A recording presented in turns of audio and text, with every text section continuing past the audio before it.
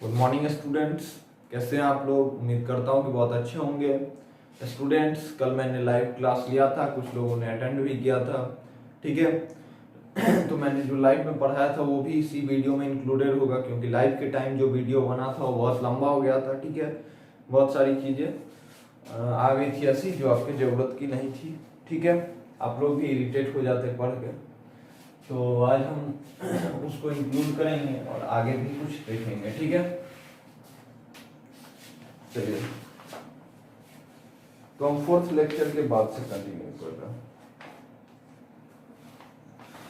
तो fourth lecture में हमने प्रॉपर्टी नंबर 4 तक पढ़ा दिया था, पॉइंट नंबर 4 तक। अब पांचवा पॉइंट ये है कि if three numbers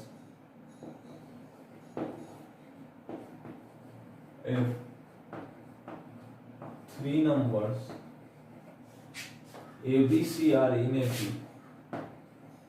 if three numbers ABC are in AP, then this implies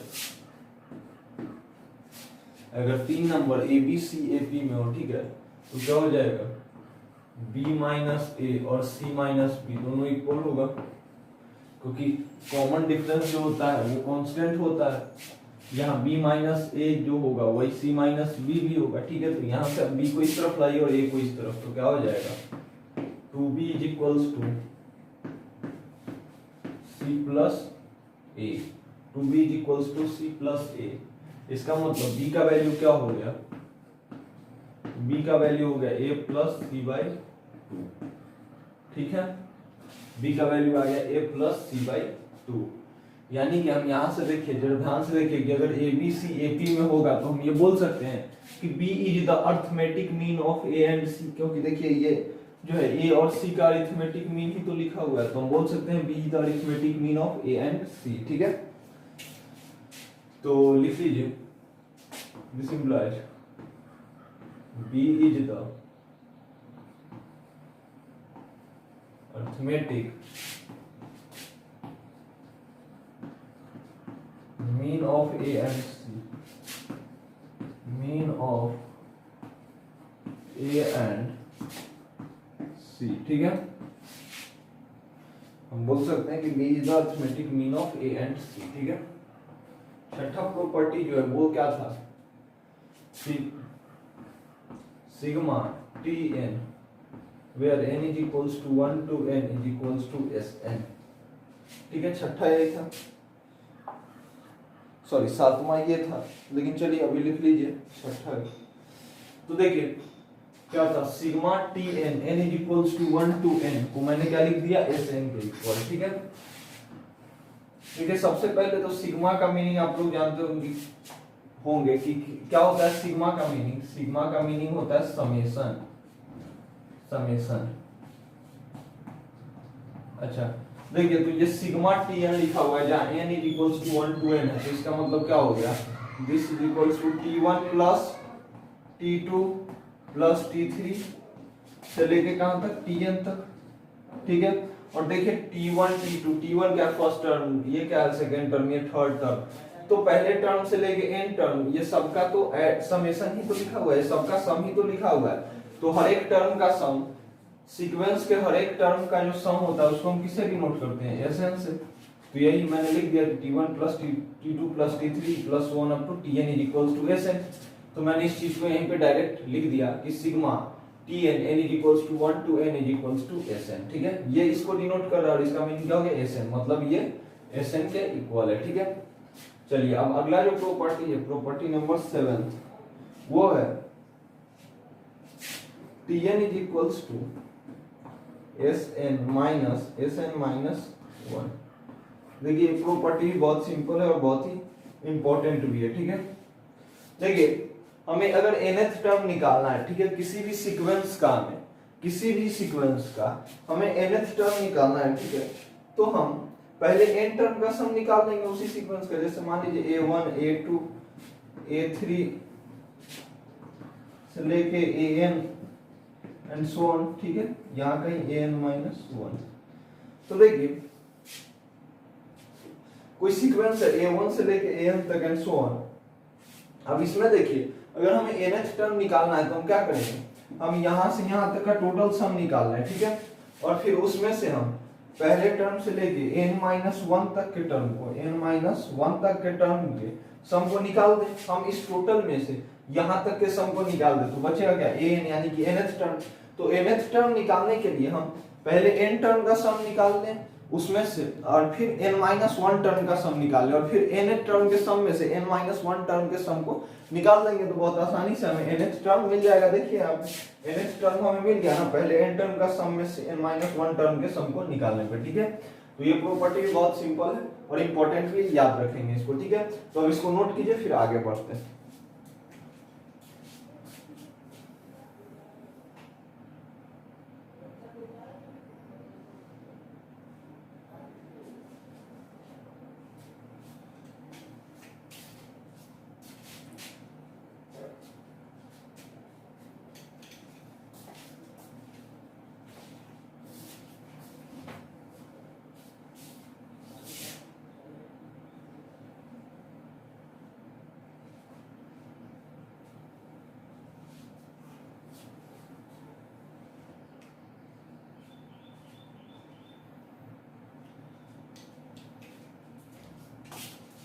चलिए तो आई होप कि नोट हो गया, और नहीं हुआ होगा तो आप लोग स्क्रीन को पॉज करके नोट करेंगे।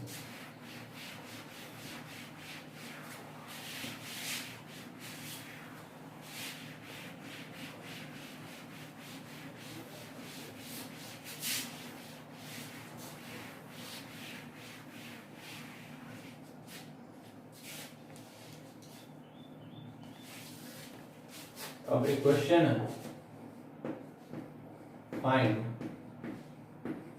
pth term, find pth term of the sequence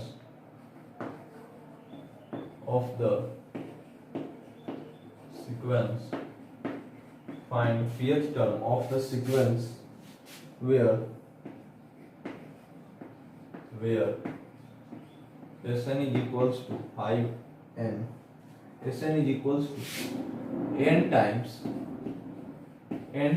5n minus 3, Sn is equals to n times 5n minus 3। बहुत ही सिंपल क्वेश्चन है, 1 मिनट का टाइम है, जो लोग लाइव क्लास अटेंड नहीं किए थे वो बनाइए इसको, जल्दी से ट्राई कीजिए।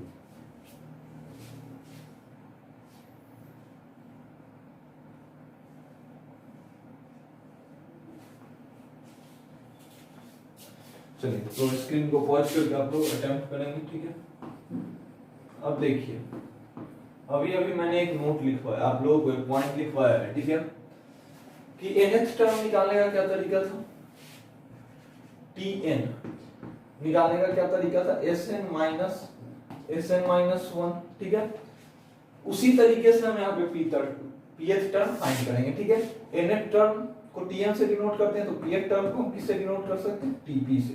और ये tp किसके इक्वल हो जाएगा, tn sn माइनस 1 के इक्वल है, तो tp हो जाएगा sp माइनस 1 के इक्वल हो जाएगा, ठीक है। अब देखिए sp और sp माइनस 1 का वैल्यू वहां से फाइंड करते हैं। देखिए sn का वैल्यू क्या है, n टाइम्स 5n माइनस 3, ठीक है। तो देखिए sp क्या हो जाएगा, n के जगह p पुट कर दो तो p times 5p minus 3, sn का value n into 5n minus 3 है, तो sp क्या हो जाएगा, p into 5p minus 3। And similarly n के जगह p आया तो हमने यहाँ भी n के जगह p पुट कर दिया, अब sp माइनस 1 क्या हो जाएगा, तो देखिए ध्यान से, n के जगह p आया तो हमने p पुट कर दिया n के जगह राइट साइड में भी, और अब n के जगह p माइनस 1 आ गया तो राइट साइड में भी n के जगह p माइनस 1 पुट कीजिए, तो p minus 1 times 5 into p minus 1 minus 3, ठीक है।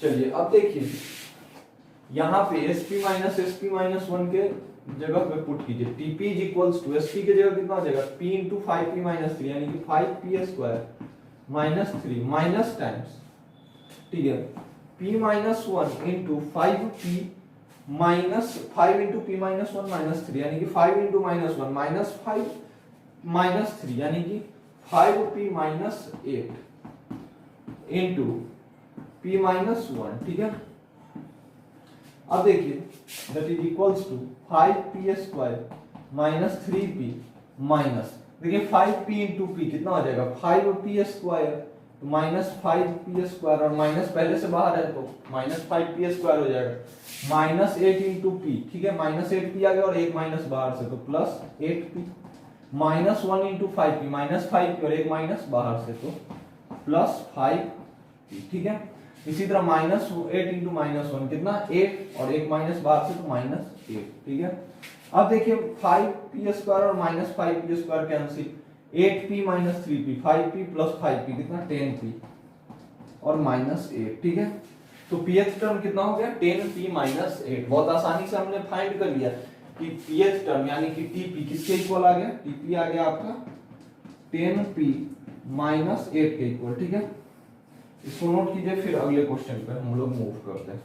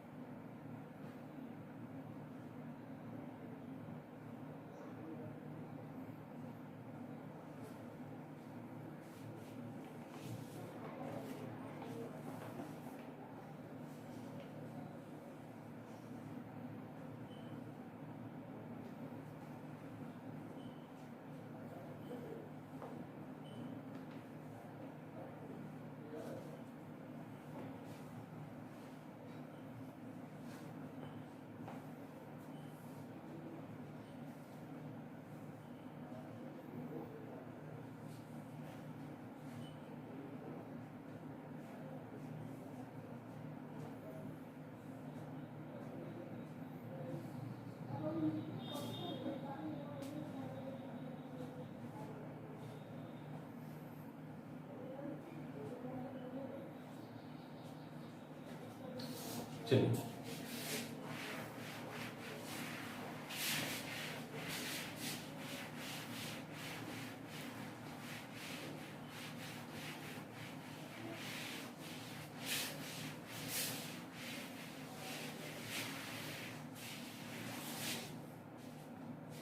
देखिए अगला जो क्वेश्चन है लिखिएगा, if the sum of first if the sum of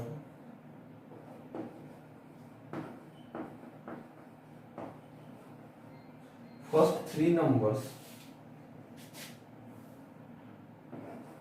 sum of if the sum of first three numbers of an AP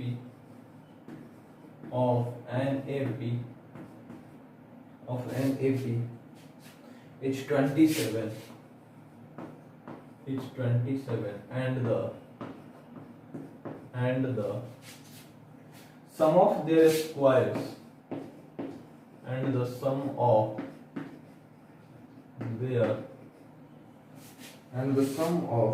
their squares and the sum of their squares is 293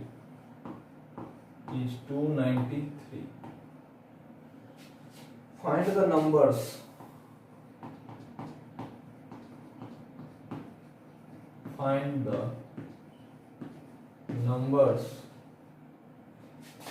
also find the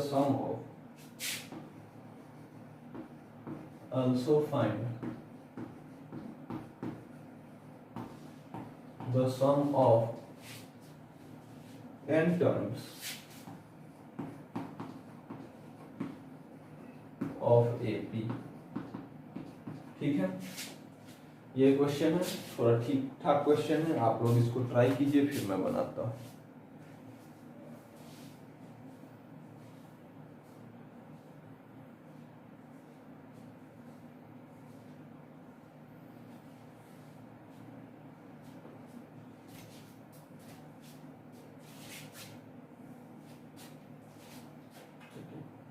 चलिए तो अब इसको आप लोग screen को pause करके try कीजिएगा, मैं इसको बना रहा हूं। देखिए क्या कह रहा है कि क्वेश्चन में पहले तीन, एक एपी है जिसके पहले 3 नंबर का सम 27 दिया और पहले 3 नंबर के स्क्वायर का सम 293 दिया, ठीक है। तो सबसे पहले कह रहा है कि पहले तो वो 3 नंबर्स फाइंड कीजिए जिनका सम दिए हुए, और फिर कह रहा है कि उसी एपी के n टर्म्स का सम फाइंड कीजिए, ठीक है, जिनके 3 टर्म्स, पहले 3 टर्म्स का सम 27 दिए हुए और पहले 3 टर्म के स्क्वायर का सम 293। देखिए स्टूडेंट्स, मैंने सबसे पहले बताया कि अगर टर्म्स अननोन हो, ठीक है, अगर 3 टर्म्स हमें लेने हो और तीनों टर्म्स अगर अननोन हो, अगर 3 टर्म्स अननोन हो तो हम तीनों टर्म्स को किस तरह से लेते हैं, let first 3 term, first 3 terms be a minus D a and a plus d, ठीक है। अच्छा, तो ये हो गया 3 टर्म्स। अब इनका सम कितना दिया है 27, तो इन तीनों का जब सम लेंगे a minus D plus a plus d, ये किसके इक्वल आएगा 27। देखिए d और d cancel, 3a is equals to 27, a का वैल्यू कितना आ गया 9, a का वैल्यू कितना आया 9, a का वैल्यू 9 आ गया, ठीक है। अब हम d का भी वैल्यू फाइंड कर लेते हैं, कहां से, यहां से, दूसरे वाले जो इंफॉर्मेशन है उससे। स्क्वायर्स का सम कितना दिया हुआ, यानी कि a माइनस डी का square plus a square plus a plus d का होल स्क्वायर, ठीक है, इसका वैल्यू कितना दिया हुआ 293। अब स्प्लिट कीजिए स्क्वायर को, तो यहां से आएगा माइनस 280, यहां से आएगा plus 280, cancel out, a square तीन जगह से, तो 3a square plus 2d square is equals to 293, ठीक है। a का वैल्यू कितना है 9, a स्क्वायर कितना हो जाएगा 81 इंटू 3 243 और 240, 293 माइनस 243 कितना हो जाएगा 2d इज इक्वल्स हो जाएगा 50, ठीक है। 2d स्क्वायर इक्वल्स टू 50, तो d स्क्वायर का वैल्यू कितना हो जाएगा 25, d का वैल्यू हो जाएगा आपका प्लस माइनस 5, ठीक है। यहाँ पे आपका d का 2 वैल्यू है, ठीक है, हम दोनों वैल्यू को लेंगे, ठीक है, क्योंकि हमारे पास ना ही यहाँ इंक्रीजिंग डीपी या डिक्रीजिंग डीपी कुछ नहीं बोला। अगर इंक्रीजिंग डीपी बोला होता तो हम d का वैल्यू +5 लेते, क्योंकि सॉरी डिक्रीजिंग डीपी बोलता तो -5 लेते, क्योंकि टर्म्स डिक्रीज होते जा रहा है। और अगर इंक्रीजिंग एपी बोलता तो हम +5 लेते, क्योंकि टर्म्स बढ़ते जाता है इंक्रीजिंग एपी में। लेकिन यहाँ पे हम दोनों लेंगे, ठीक है। एक केस हम ले लेते हैं d इक्वल्स टू 5 का, दूसरा ले लेते हैं d इक्वल्स टू -5 का। एक बार मैं चेक करता हूँ किधर तक दिखाई दे रहा है, ठीक है। अब d इक्वल्स टू 5 के केस में पहला टर्म क्या हो जाएगा, पहला टर्म है a माइनस डी, a का वैल्यू 9, d का वैल्यू +5 लिए हैं, तो पहला टर्म 4, दूसरा 9 और तीसरा 14। लेकिन d इक्वल्स टू -5 वाले केस में पहला टर्म क्या हो जाएगा, देखिए a का वैल्यू है 9 और पहला टर्म क्या है a माइनस डी, और d कितना है -5, तो रख दीजिए a माइनस डी के जगह कितना आ जाएगा 9 माइनस ऑफ -5 यानी कि 14, सेकेंड इसी तरह 9 और थर्ड कितना आ जाएगा 4। अब देखिए इस एपी के n टर्म का सम फाइंड करना है, ठीक है। तो पहला टर्म दिए ही हुए है, कॉमन डिफरेंस दिए हुए है, तो n टर्म का सम फाइंड करना कोई बड़ी बात नहीं है। sn is equals to n/2 into 2 into first term के जगह कितना रखेंगे 4, क्योंकि यहाँ फर्स्ट टर्म कितना आया 4। देखिए a फर्स्ट टर्म नहीं है, यहाँ पे a minus D first term है, ठीक है, इसलिए a का वैल्यू मत रख दीजिएगा फर्स्ट टर्म के जगह पे, प्लस n-1 टाइम्स कितना 5, इसको सिंप्लीफाई करोगे तो आ जाएगा n/2 into 8 plus 5n-5 it is equals to n/2 into 5n plus 3, ठीक है, आ गया। अब इस एपी के अगर n टर्म की सम की बात करें तो इस एपी के n टर्म का सम अलग आएगा, इसके इक्वल नहीं आएगा। क्यों? क्योंकि इसका फर्स्ट टर्म भी अलग है, कॉमन डिफरेंस भी अलग है। तो यहाँ देखिए Sn का जो वैल्यू होगा वो होगा आपका n/2 times 2 into first term क्या है 14 है, तो 2 इंटू 14 प्लस n-1 इंटू -5, ठीक है। एक बार मैं चेक करता हूँ किधर दिख रहा है इस साइड पे, हाँ ये आप लोगों को दिख रहा है n-1 इंटू -5। यहां से देखिए क्या आ गया n/2 इंटू 28 -5n प्लस 5 यानी कि n/2 इंटू 33 माइनस 5n, ठीक है।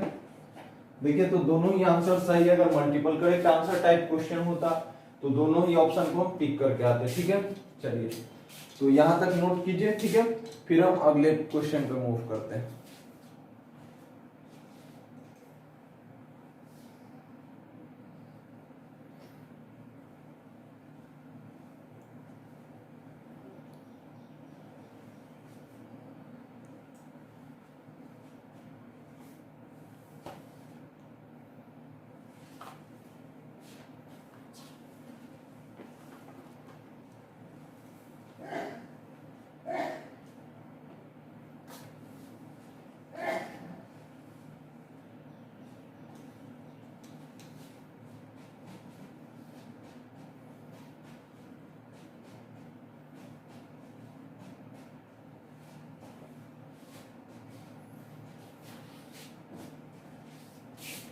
आप लोग स्क्रीन को पॉज करके नोट करेंगे, मैं आगे बढ़ रहा हूँ।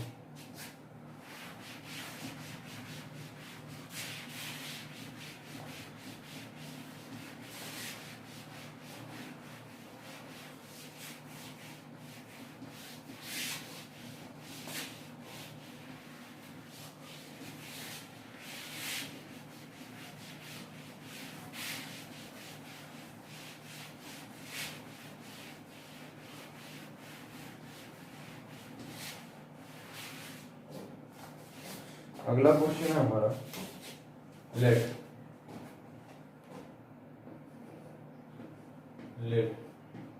A1, A2, A3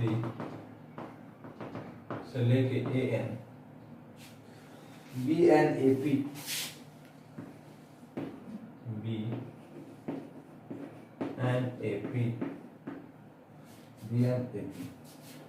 prove that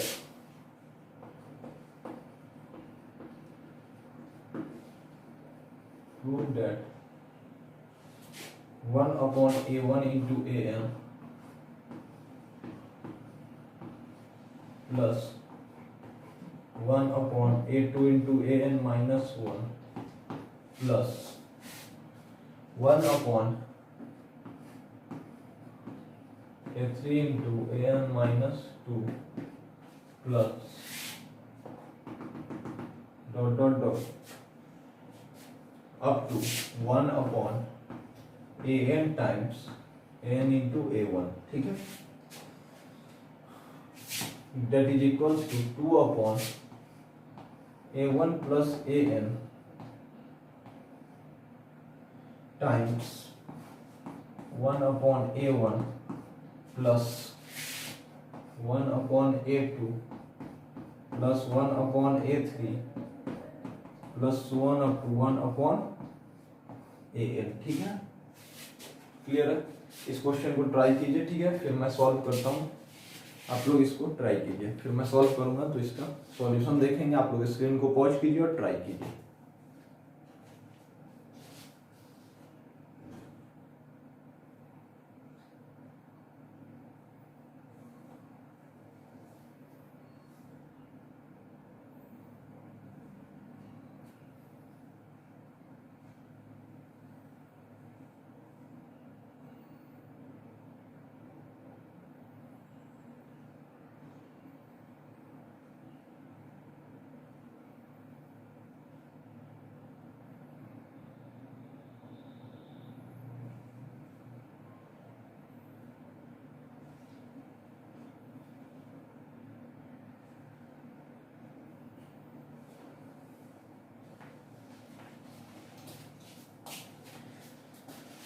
चलिए तो मैं इसको सॉल्व करता हूँ।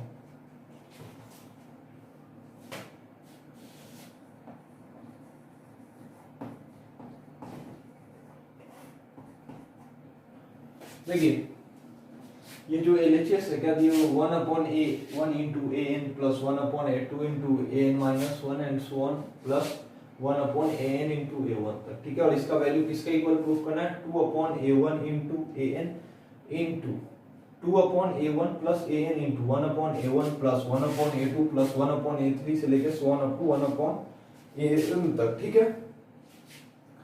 अब देखिए राइट साइड के डिनोमिनेटर में क्या है 2/a1 प्लस an मल्टीप्लाइड है, ठीक है। तो यहीं से प्रोसीड कीजिए कि राइट साइड में भी सॉरी लेफ्ट साइड में भी 1a1 प्लस an से ऊपर नीचे मल्टीप्लाई एंड डिवाइड कर दीजिए, ठीक है। तो क्या हो जाएगा a1 plus an upon a1 plus an, ठीक है, into 1 upon a1 an plus 1 upon a2 into an minus 1 plus 1 upon a3 into an minus 2 plus 1 up to 1 upon, देखिए इसके पहले वाला टर्म क्या हो जाएगा 1 upon an minus 1 into a2, उससे पहले वाला 1 upon an minus 2 into a3, ठीक है। इस अगला 1 upon an minus 1 into a2 plus last वाला क्या दिए हुए 1 अपॉन an इंटू a1 ठीक है। यहां तक हो गया। अब a1 प्लस an को आप अंदर ले लीजिए, ठीक है। a1 प्लस an को अंदर ले लीजिए, तो a1 प्लस an को जैसे ही हम अंदर लेंगे, ठीक है, तो बच जाएगा 1 अपॉन a1 प्लस an, ठीक है। अंदर में आएगा a1 plus an upon a1 into an plus a1 plus an upon a2 into an minus 1 plus a1 plus an upon a3 into an minus 2 plus so on up to कहां तक a1 plus an upon an minus 2 into a3 plus 1 upon an minus 1 into a2 plus 1 upon an into a1, ठीक है। ये मैंने कर दिया। अब आपको एक प्रॉपर्टी पता होगा कि a1 प्लस an मैंने लिखवाया था, पता होगा मतलब मैंने लास्ट क्लास में प्रॉपर्टी नंबर 4 से लिखवाया था, वो आपके ध्यान में हो। a1 plus an is equals to a2 plus an minus 1 is equals to a3 plus an minus 2 and so on, इसी तरह से, ठीक है।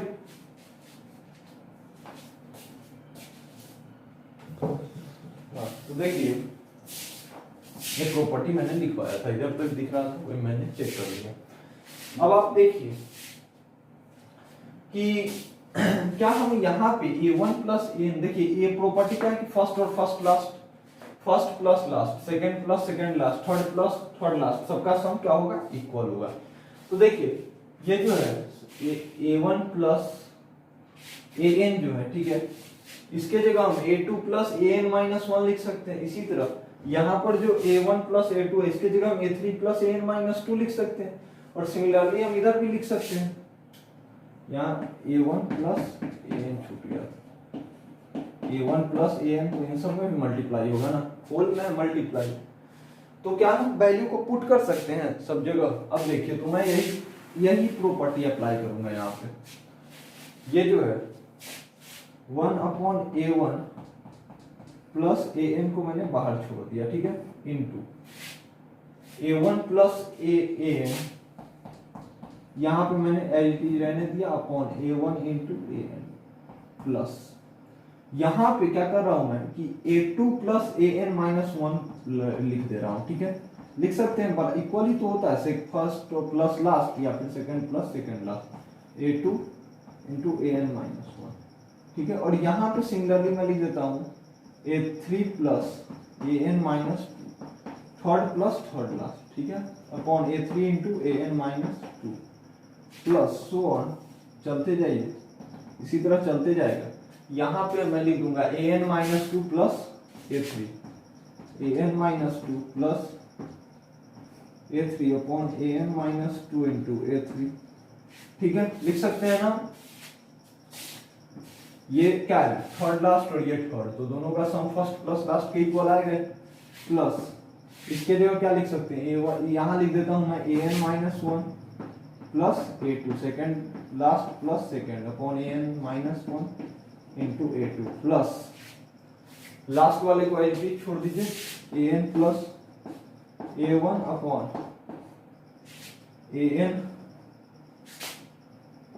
Into a1। ठीक है, एक बार मैं चेक कर लेता हूँ यहाँ तक दिख रहा है अपने साइड पे सब लोग, दिख रहा है, ये है आपका a1। अब एक चीज ध्यान से देखिए कि जब इन दोनों में से देखिए कैंसिल आउट करेंगे तो क्या बचेगा, 1 upon a1 plus 1 upon an। a1 जाएगा तो कितना 1 अपॉन an, और इधर वाले को स्प्लिट करेंगे तो an जाएगा तो 1 अपॉन a1।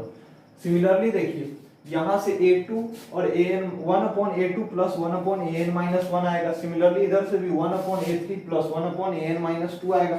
और इसी तरह देखिए यहाँ से भी आपका, और लास्ट में से भी देखिए फर्स्ट से जो दो टर्म आएगा वही लास्ट से भी आएगा, सेकंड से जो दो टर्म आएगा वही सेकंड लास्ट से भी आएगा, थर्ड से जो दो टर्म आएगा वही थर्ड लास्ट से भी आएगा। देखिए यहाँ से क्या आ रहा है 1 upon an plus 1 upon a1, यहाँ से देखिए वही आ रहा है, स्प्लिट कीजिए। ठीक है, यहाँ इसको स्प्लिट कीजिए, इसको स्प्लिट कीजिए, सेम आएगा, इसको स्प्लिट कीजिए, इसको स्प्लिट कीजिए। ठीक है, सेम आएगा। ठीक है, तो इसी तरह बढ़ते जाओगे तो सेम सेम आता जाएगा। ठीक है, तो हर एक टर्म यानी कि 1 अपॉन a1 भी दो बार, 1 अपॉन a2 भी दो बार, 1 अपॉन a3 भी दो बार आएगा, 1 अपॉन a4 भी दो बार आएगा, 1 अपॉन a5 से लेके 1 अपॉन an तक हर एक दो दो बार आएगा। जब दो दो बार आएगा तो ऐड होके क्या बन जाएगा 1 upon a1 plus an times 2 upon a1 plus 2 upon a2 plus 2 upon a3 plus so on up to कहां तक जाएगा 2 अपॉन an तक। अब 2 बाहर आ जाएगा। ठीक है, 2 बाहर आ जाएगा तो क्या आ जाएगा 2 अपॉन a1 प्लस an से क्या आ जाएगा 1 upon a1 plus 1 upon a2 plus 1 upon an 1 upon plus a3 and so on up to क्या 1 अपॉन an। ठीक है, तो देखिए LHS जो है RHS के इक्वल प्रूफ हो चुका है। ठीक है, अब आप इसको नोट कर लीजिए, फिर हम अगले क्वेश्चन पे मूव करते हैं।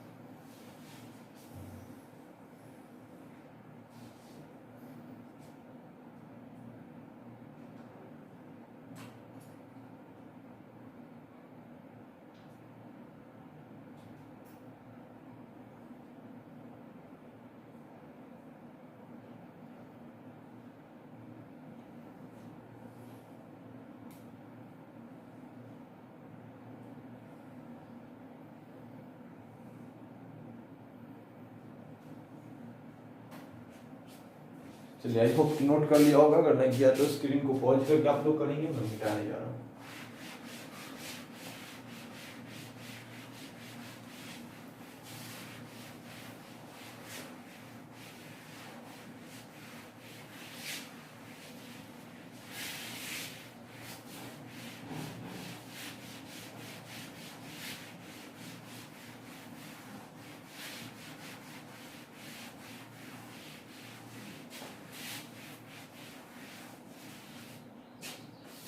अगला क्वेश्चन है आपका,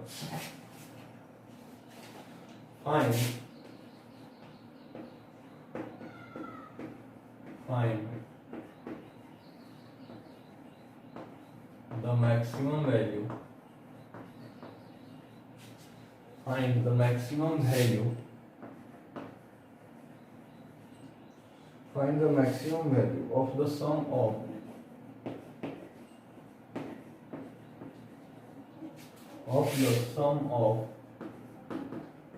AP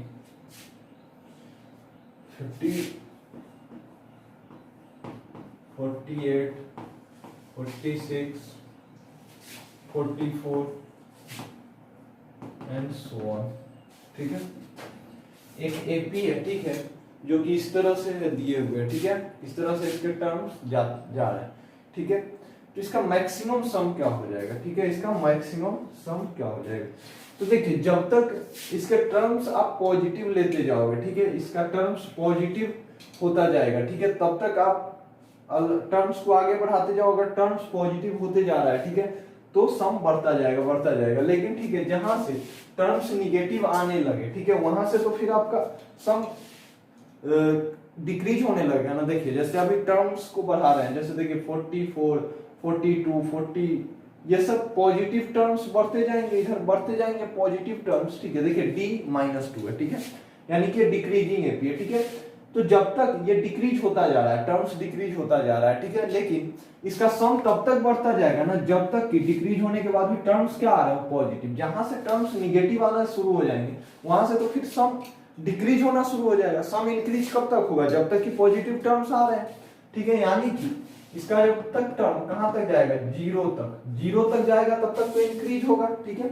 जैसे 50 है, 48 है, 46 है, 44 है and so on, up to कहां तक लेके जाएंगे, जीरो तक लेके जाएंगे, तब तक तो क्या होता जाएगा, इसका सम इंक्रीज होता जाएगा, या फिर 2 पर भी रुक जाए। देखिए 2 पर भी रुक जाए, या फिर हम 0 तक जाए। 2, देखिए 2 तक जाके हम सम ले ले, या फिर 0 तक जाके, सम तो इक्वल ही आएगा, क्योंकि 0 ऐड होने के बाद फिर बढ़ता नहीं है ना ही घटता है। तो मतलब अगर हम यहां तक जाके रुक जाए, ठीक है, तो सम क्या हो जाएगा, मैक्सिमम हो जाएगा। लेकिन अगर हम इसके बाद में टर्म्स को आगे बढ़ाते जाएंगे, तो अब सम डिक्रीज होना शुरू हो जाएगा। क्यों, क्योंकि निगेटिव नंबर्स आने लगेंगे, और निगेटिव नंबर्स ऐड होते ही क्या करेंगे, उस नंबर को डिक्रीज करते जाएंगे। लेकिन अभी क्या है, इफ 44 के बाद 42 बढ़ेगा तो 42 ऐड होगा तो बढ़ेगा, फिर उसके बाद कोई पॉजिटिव टर्म ऐड होगा तो और बढ़ेगा, फिर कोई पॉजिटिव टर्म तो और बढ़ेगा। तो बढ़ने का सिलसिला कब तक जाएगा, जब तक कि पॉजिटिव टर्म्स आ रहा है, ठीक है। तो हमें अगर मैक्सिमम सम लेना है, तो मैक्सिमम सम के लिए हमें यहीं तक के टर्म्स को इंक्लूड करना होगा, ठीक है। तो फॉर मैक्सिमम सम यहीं रुक जाएंगे, ठीक है। और अब यहां तक रुक जाने के बाद अब जो सम निकालोगे आप, वही होगा आपका मैक्सिमम सम, ठीक है। तो हम 0 तक ही ले लेते हैं, अगर आप 2 तक भी लेके निकालोगे सम, कोई फर्क नहीं पड़ेगा, सम सेम ही आएगा, क्योंकि 0 इंक्लूड होके भी सम के वैल्यू को बढ़ाएगा नहीं और ना ही घटाएगा, ठीक है। तो चलिए देखिए, यहाँ पे पहला टर्म a के जगह कितना आ गया 50, l के जगह लास्ट टर्म यानी कितना है 0 ही मैं ले लेता हूँ, ठीक है, आप 2 भी ले सकते हो। अब देखिए a आ गया, l आ गया, ठीक है। अब क्या है, नंबर ऑफ टर्म्स हमें चाहिए, ठीक है, नंबर ऑफ टर्म्स, ठीक है। तो नंबर ऑफ टर्म्स हम निकाल लेते हैं, Tn is equals to a plus n minus 1 into d वाला फॉर्मूला अप्लाई करके, ठीक है। तो देखिए Tn कितना है 0, a कितना है 50 plus n minus 1 into d कितना है -2। तो जरा ध्यान से देखिए कि 2 into n minus 1 is equals to 50, n minus 1 is equals to 25, n कितना हो जाएगा 26। तो नंबर ऑफ टर्म्स कितना आ गया 26, तो n इज इक्वल्स टू 26। तो अब Sn कितना हो जाएगा, आप जानते हैं Sn का एक formula n/2 into a plus l, first term plus last term, ठीक है। तो देखिए यहां से देखिए कि n के जगह कितना 26, तो 26/2 13 इंटू a 50 प्लस 0, यानी कि 50 इंटू 13 कितना हो जाएगा आपका, जो भी आया आंसर वैल्यू निकाल के रख लेना, ठीक है। तो मैक्सिमम सम यही हो जाएगा, ठीक है, Sn मैक्स, मैक्सिमम सम यही हो जाएगा, ठीक है। तो इसको भी नोट कीजिए, फिर हम आगे बढ़ते हैं।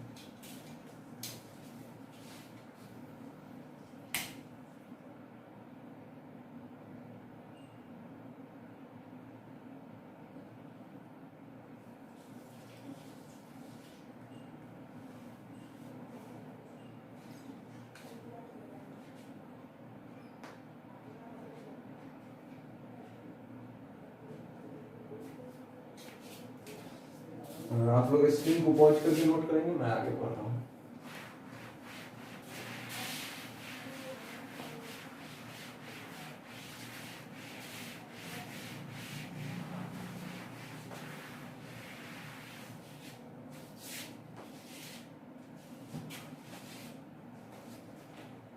अगला क्वेश्चन है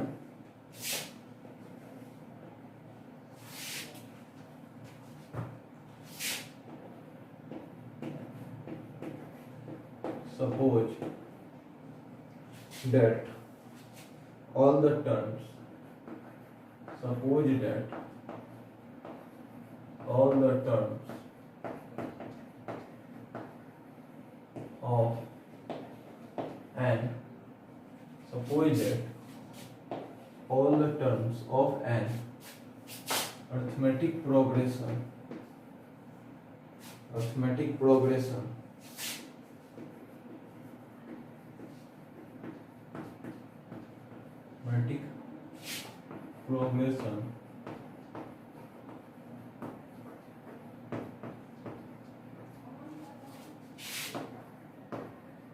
are natural numbers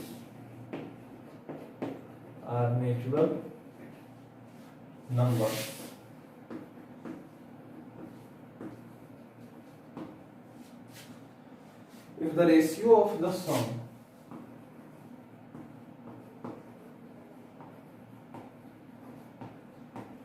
if the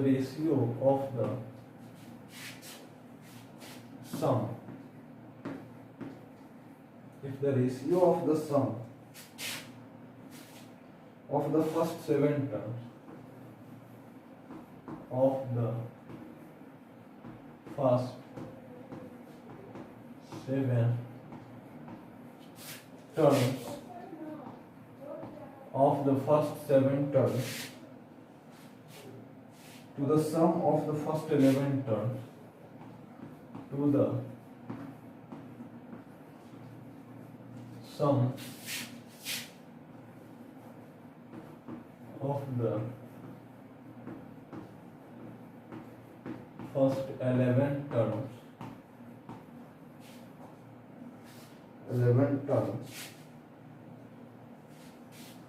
is 6 is to 11 and the seventh term and the seventh term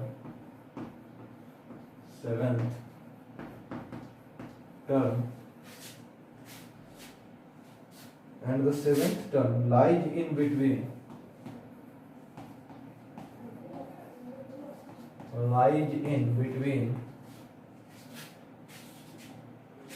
130 and 140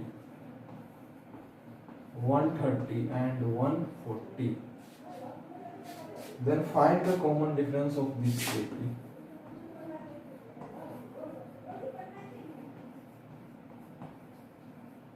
Then find the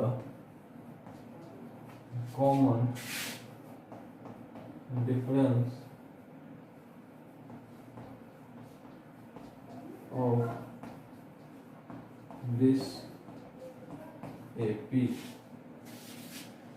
चलिए देखिए एक क्वेश्चन है, इस क्वेश्चन में कह रहा है कि suppose that all the terms of an arithmetic progression are natural numbers. ठीक है, एक अर्थमेटिक प्रोग्रेशन है जिसका हर एक टर्म क्या है, नेचुरल नंबर है। ठीक है, और कह रहा है if the ratio of the sum of the first 7 terms to the sum of the first 11 terms is 6 is to 12 and the seventh term lies in between 130 and 140 then find the common difference of this AP। ठीक है, चलिए निकालते हैं। थोड़ा सा अच्छा question है, आप लोग भी स्क्रीन को पॉज करके अटेम्प्ट लीजिए, फिर मैं इसको सॉल्व करता हूं।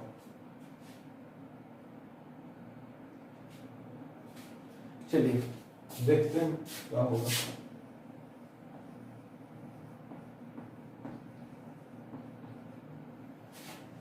देखिए, late first term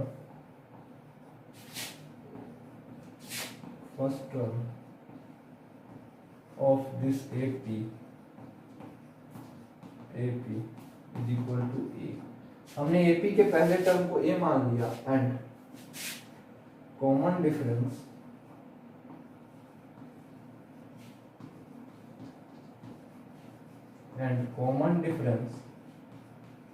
is equal to D। ठीक है, कॉमन डिफरेंस को डी, फर्स्ट टर्म को मैंने ए ले लिया और कॉमन डिफरेंस को डी, ठीक है। तो अब देखिए पहले 7 टर्म का सम क्या हो जाएगा, S7 क्या हो जाएगा, तो S7 हो जाएगा आपका 7/2 into 2a plus 7 - 1 that is equals to 6b होगा। यहां से क्या आ जाएगा 7a प्लस 21b, ठीक है, S7 का वैल्यू। अब देखिए उसके बाद क्या, if the ratio of the sum of first 7 term to the sum of first 11 term, तो पहले 7 टर्म का सम निकाल लेते हैं और पहले एक 11 टर्म का सम भी निकाल लेते हैं, फिर इन दोनों के रेशियो को इक्वेट करेंगे, ठीक है। अब देखिए इससे नीचे दिख रहा है, एक बार मैं चेक करता हूं। अब अगर S11 की बात करें हम, तो S11 is equals to 11/2 into 2a plus 11 minus 1 into d, 11 minus 1 into d।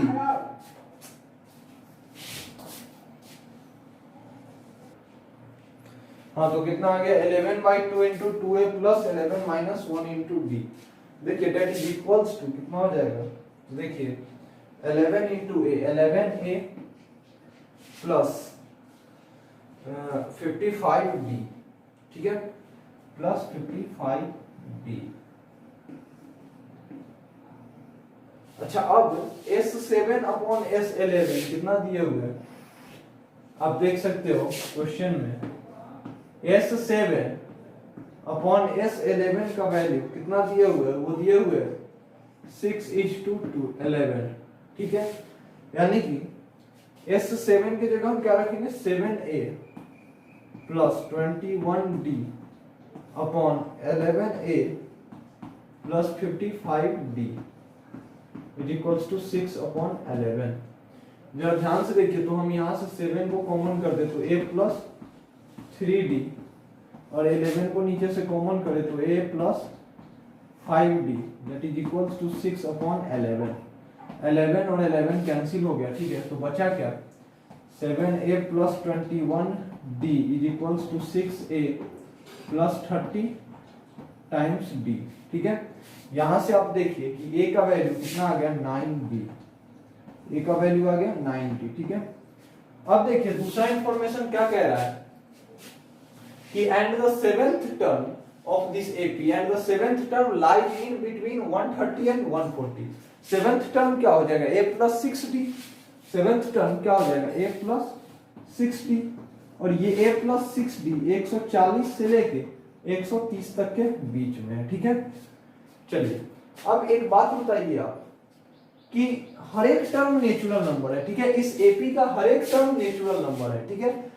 तो हर एक टर्म जब नेचुरल नंबर है इसका मतलब ए भी नेचुरल होना चाहिए और डी भी नेचुरल होना चाहिए, क्योंकि पहला टर्म तो हर हाल में नेचुरल होना ही चाहिए अगर हर एक टर्म नेचुरल, लेकिन साथ ही साथ कॉमन डिफरेंस भी तो नेचुरल नंबर होना चाहिए, तभी तो जाके a प्लस डी भी नेचुरल, a प्लस 2d भी नेचुरल, a प्लस 3d भी नेचुरल होगा।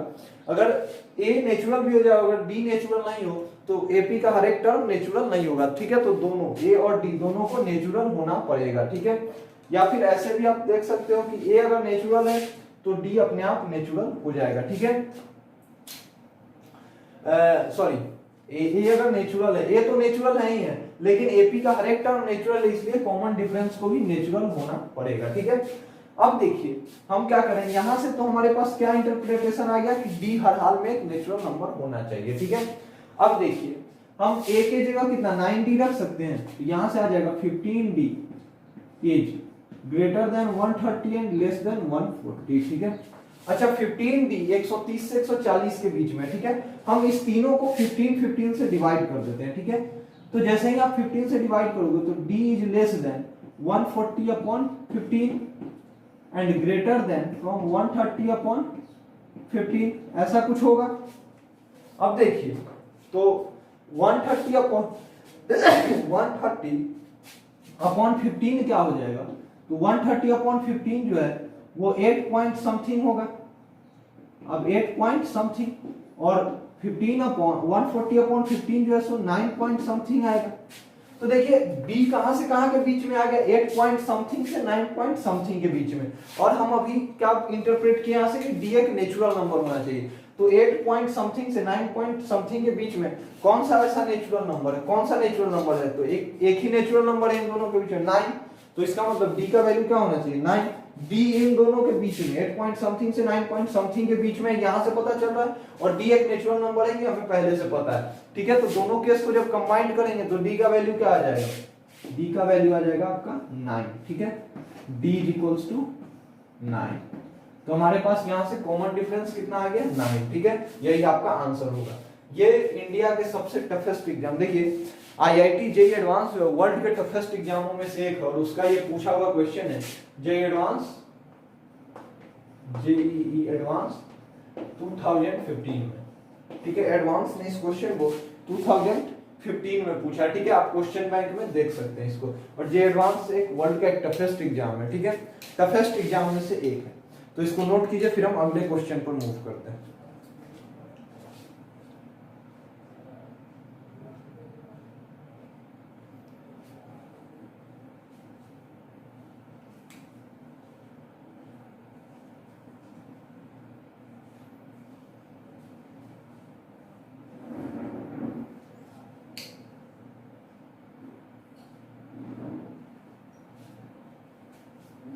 चलिए आप लोग स्क्रीन को पॉज करके नोट करेंगे, मैं आगे बढ़ रहा हूं। ठीक है,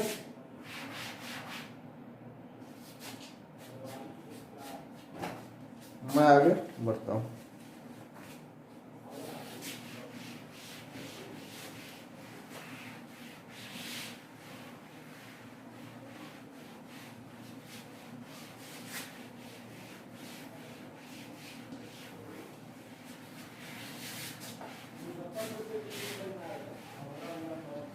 चलिए अब आगे बढ़ते हैं और अगले क्वेश्चन पर आते हैं। ठीक है,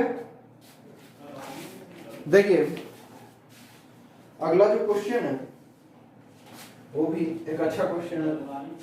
द साइड्स, अगला जो क्वेश्चन है, the sides of A right angle triangle, the sides of A right angle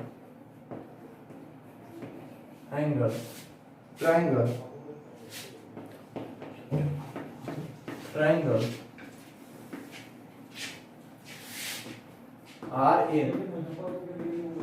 are in arithmetic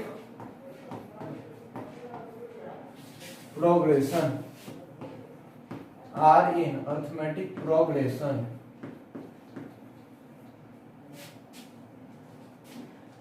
if the triangle has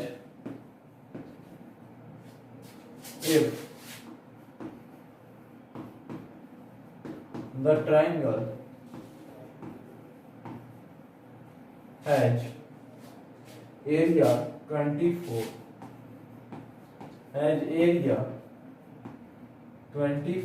if the triangle has area 24, then what is the length of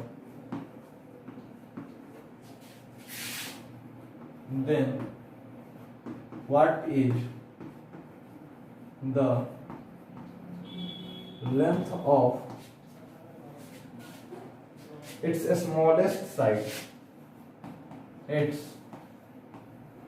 smallest side,